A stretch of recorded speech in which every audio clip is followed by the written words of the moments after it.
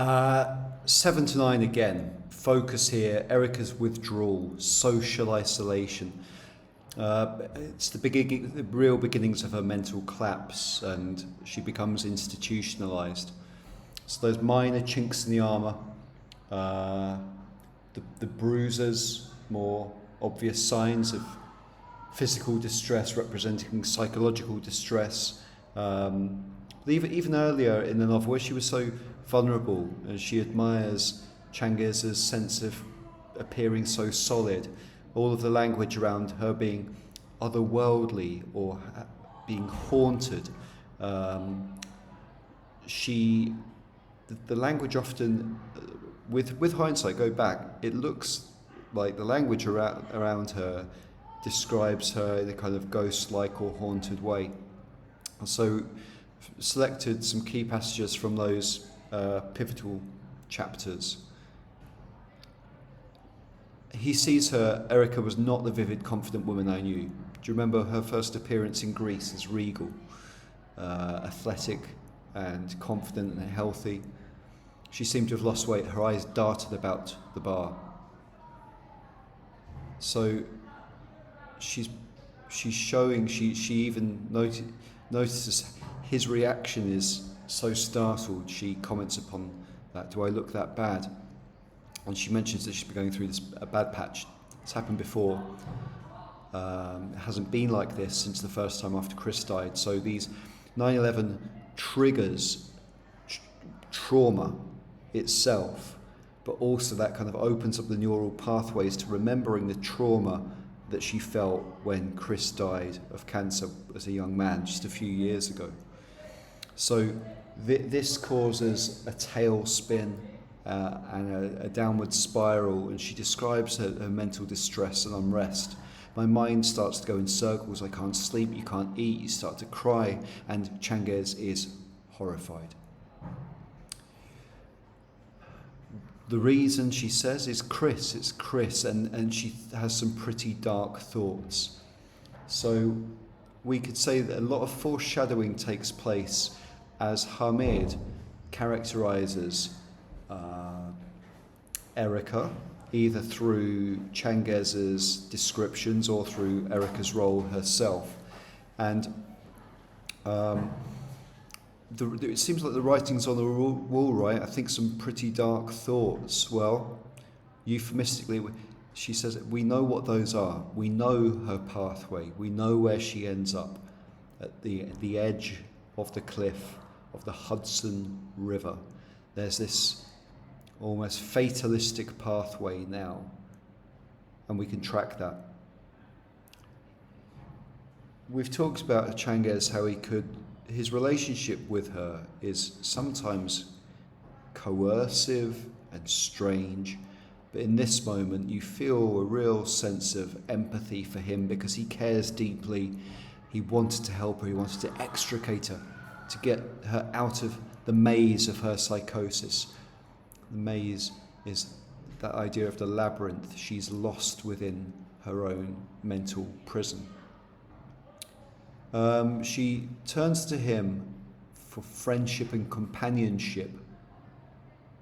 And this is, again, it's a moral grey area here. In fact, it's highly questionable, right? His actions. Are you missing Chris?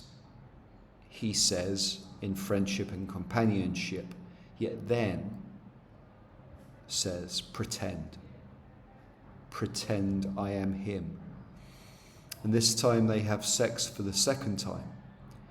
And due to her delusion, the physical intimacy is very, very different from the cold, inert, withdrawn encounter.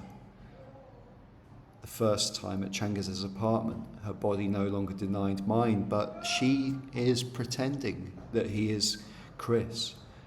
So there is sexual attraction, but there's also there's a manipulative element here.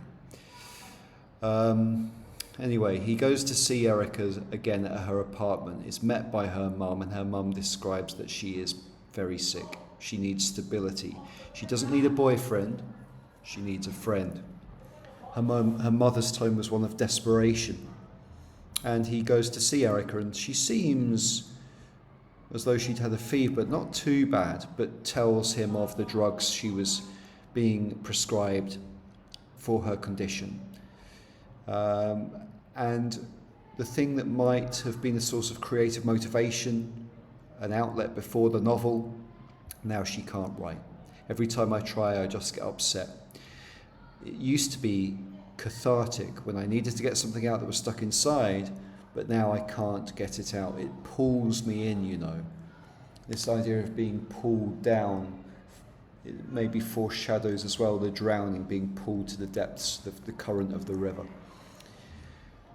I think we can feel real sadness and empathy for Changes here. You could write a whole essay about touch, I think, how close they often are, like the idea of holding hands, but they never hold hands even after a summer together in Greece. This time, though, I placed my hand next to hers, hoping, as I had done innumerable times in the past, to lure her out of her thoughts. There's even a connotation of that word lure, which is kind of coercive as well, rather problematic.